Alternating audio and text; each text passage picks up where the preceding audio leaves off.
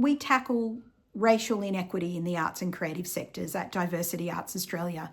And we know that when people are excluded from the national narrative through, whether it be through music, film, books, performance, then it's not really telling the full story of who Australia is as a nation. We're really driven by our kind of collective belief within our team and our board of the need to have a creative sector that is actually reflective of the diversity of our society, that it will be a richer society for it, and also the acknowledgement and recognition that it's actually harming people who are being excluded, but it's also harming society as a whole by missing out on, you know, this incredible rich diversity of, kind of thought, experience, creative work. Diversity arts is led by people with lived experience of cultural, linguistic, racial diversity, and quite often marginalisation as well.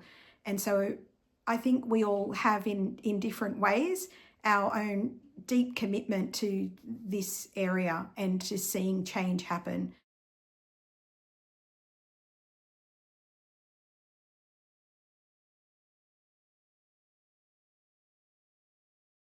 I'm Marjorie Chavez. I'm the founder and director of social enterprise Welcome Merchant.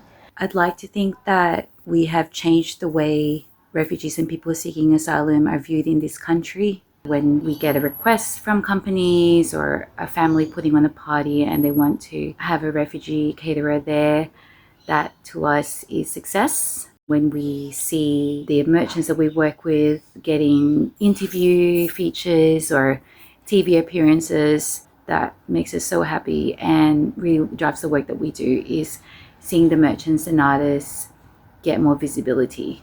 I have seen firsthand how, giving a refugee the right to protection and the impact that has made in their lives by them being able to work or their kids being able to go to school, just being able to live life with dignity. That to me is human rights.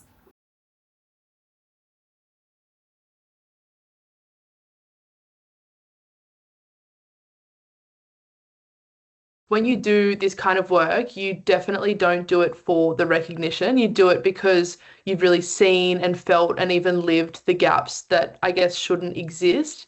And I guess for me and a lot of young, people who work in this space, you can't really rest until something changes. What drives me is knowing that a single moment of connection can change the trajectory of someone's life. And through Womankind, I've really seen what happens when a young person feels truly seen for the first time, when they realize that they're not broken despite, their diagnosis, when they find their voice and know that it really matters.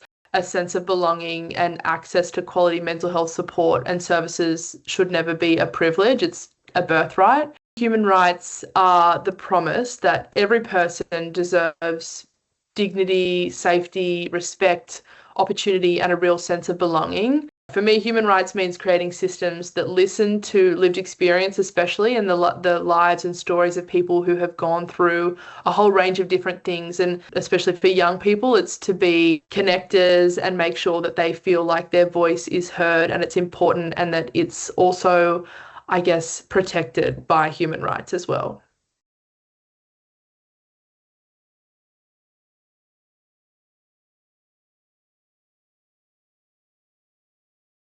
When I began my advocacy journey, many individuals in remote communities didn't know they had the right to speak up, ask questions, or expect respect and equality in disability and aged care spaces. Today, I'm proud to see people questioning decisions, asserting their rights, and standing up for themselves. People are now more aware that those who are aged or living with disability have the same rights as everyone else, and they're asking important questions around inclusion in employment, dignity and respect in public spaces, choice and control when receiving support, and last but not the least, guarantees by legislation to protect their human rights. There is nothing more powerful than seeing someone standing up for their rights, asking questions, and also be truly listened to. That's what keeps my heart in advocacy work.